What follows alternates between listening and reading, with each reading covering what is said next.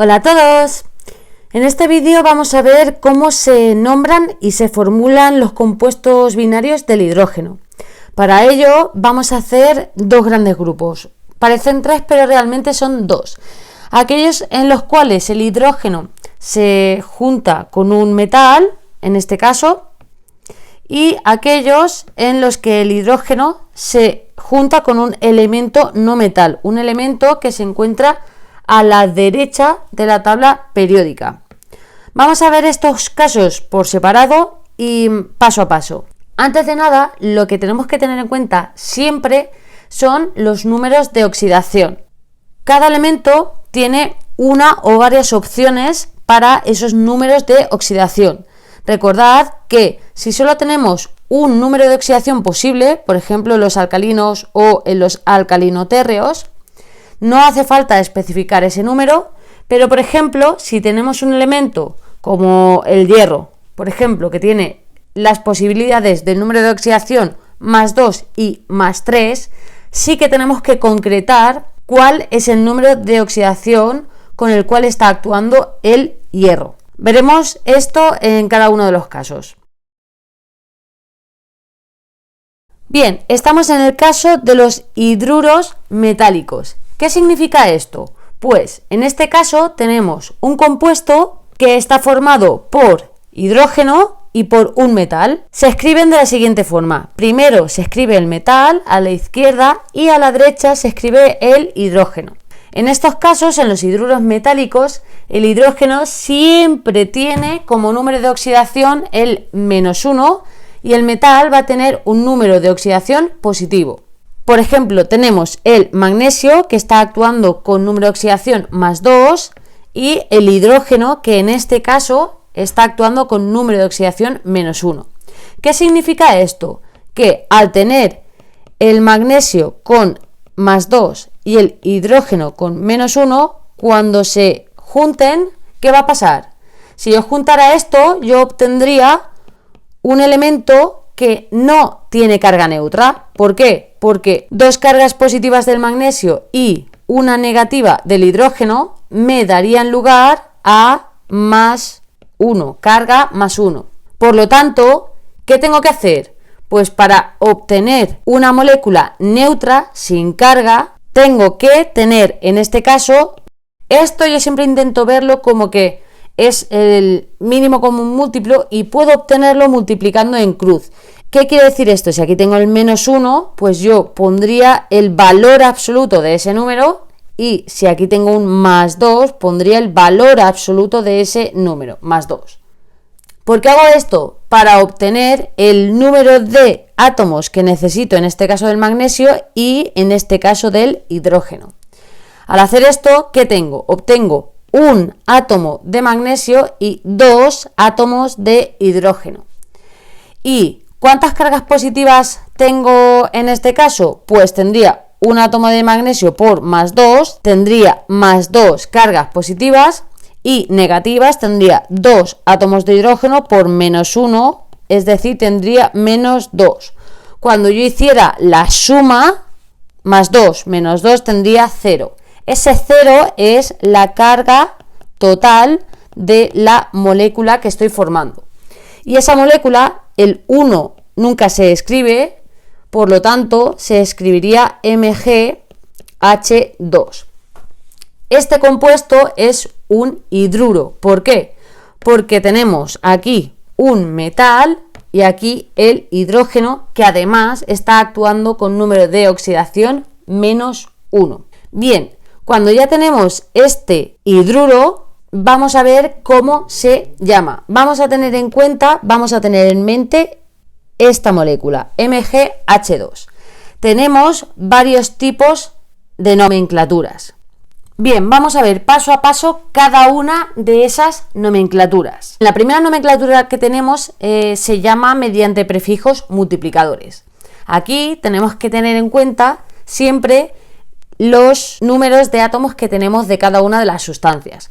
En este caso, siempre vamos a tener el prefijo seguido de hidruro y ahora tendríamos que poner de el prefijo seguido del nombre del metal.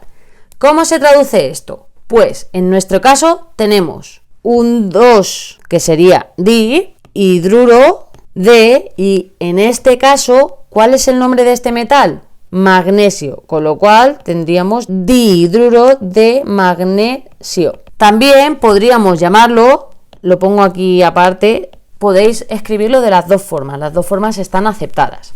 Bien, la siguiente nomenclatura es a partir del número de oxidación y la carga iónica la siguiente. Estas dos son similares, pero la única diferencia que hay es que cambia el número de oxidación o el número de la carga iónica. Para esto hay que tener en cuenta que si el metal que acompaña al hidrógeno solo tiene una posibilidad, un número de oxidación, no se tiene que indicar. Vamos a ello. En este caso es más fácil porque no tenemos que utilizar ningún factor multiplicador. Simplemente ponemos hidruro del metal, en este caso de magnesio, y entre paréntesis tendríamos que poner el número de oxidación del elemento. Antes hemos visto que en este caso el magnesio actuaba con número de oxidación 2. Pero, ¿qué pasa? Si nos fijamos, si vamos a nuestra tabla periódica, vemos que el magnesio solo tiene una posibilidad, solo tiene como número de oxidación posible el más 2. De modo que, como solo tiene una posibilidad, no hace falta que lo indiquemos. Por lo tanto, el más 2 no hay que incluirlo. Esto también sucede cuando utilicemos la nomenclatura de la carga iónica. Como ya lo sabemos, simplemente pondríamos hidruro seguido del nombre del metal, de magnesio. En este caso, en el caso en el cual el metal solo tiene una posibilidad, un número de oxidación, ambas nomenclaturas, la del número de oxidación y la de la carga iónica, coinciden. Pero no son la misma. ¿Por qué? Si tuviéramos que poner el valor de la carga iónica, en el caso del hidruro de magnesio, tendríamos que poner el más 2. ¿Por qué más 2? Porque más 2 era la carga con la que está actuando el magnesio en este caso. Pero como hemos dicho, que como solo tiene una opción, no se pone. Simplemente para que veáis cómo sería si tuviera varias opciones. Bien, estos son los hidruros metálicos. Siempre tenemos un metal que está actuando, se está juntando con el hidrógeno. Y en este caso el hidrógeno actúa con número de oxidación -1. Bien, vamos al siguiente caso. En este caso, el hidrógeno se une a un elemento de los grupos 13, 14 o 15.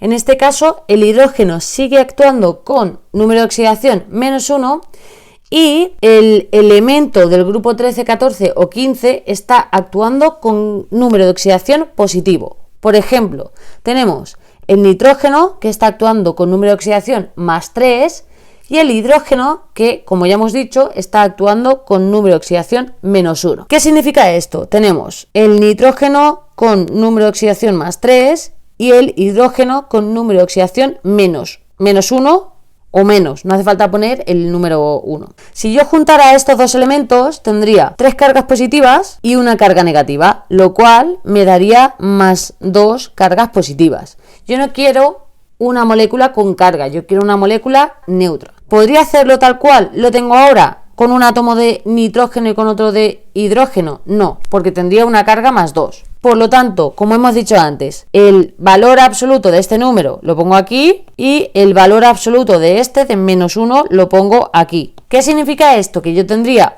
un átomo de nitrógeno y 3 átomos de hidrógeno. En vez de dejarlo así, lo escribo y pondría NH3 directamente. Y recordamos, en este caso, el número de oxidación del nitrógeno es +3 y el número de oxidación del hidrógeno es -1. Vamos a ver las nomenclaturas en estos casos. Bien, como hemos hecho antes, en la nomenclatura mediante los prefijos multiplicadores tenemos que tener en cuenta los átomos para indicarlos como prefijos. En este caso tendríamos tri seguido de hidruro de este elemento, nitrógeno. O podríamos poner, lo pongo aparte, mononitrógeno. Bien, en estos casos, las dos nomenclaturas que hemos visto antes, la del número de oxidación y la carga iónica, se simplifican porque son iguales. En estos casos, los hidruros progenitores tienen nombre propio y en esta nomenclatura, en la que equivaldría la del número de oxidación o la carga iónica, tendríamos que poner su nombre propio. En este caso el NH3 es el amoníaco.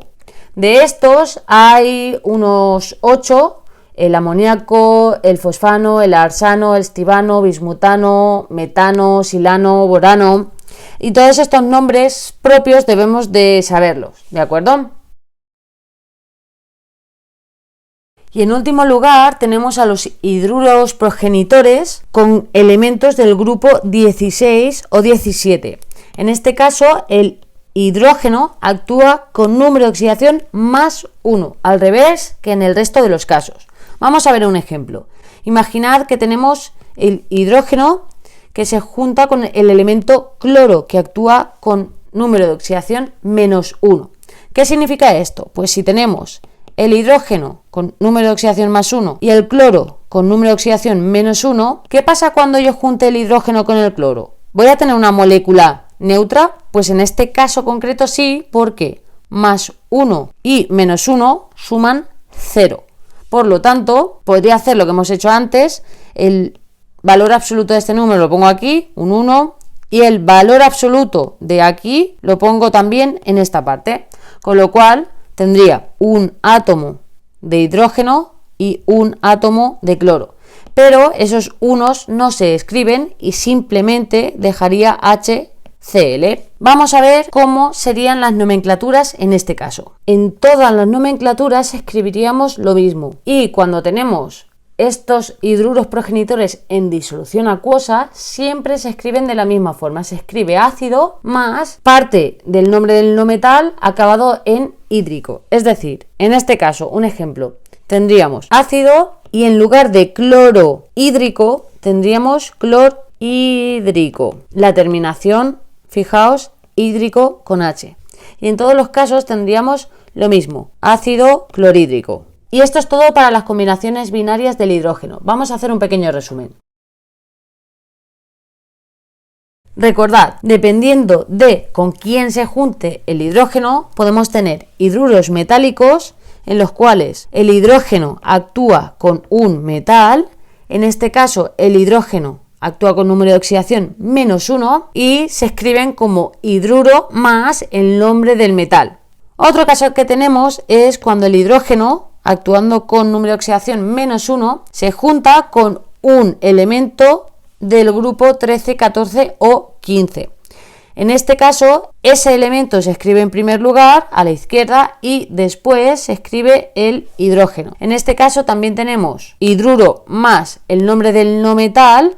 Y recordad que en estos casos teníamos 8 compuestos con nombres propios, el amoníaco, el borano, el metano. La última opción era cuando el hidrógeno, actuando con número de oxidación positivo, más 1, se juntaba con un elemento perteneciente al grupo 16 o 17. En este caso, en primer lugar se escribía el hidrógeno a la izquierda y después se escribía el cloro a la derecha. También recordad que estos casos podíamos tenerlos disueltos en agua, en disolución acuosa, y en esos casos teníamos ácidos más el nombre del elemento acabado en hídrico con H. Y eso es todo para las combinaciones binarias del hidrógeno. Así que espero que os haya quedado un poquitín más claro, que hayáis aprendido algo nuevo y nos vemos en el siguiente vídeo. Un saludo, chao.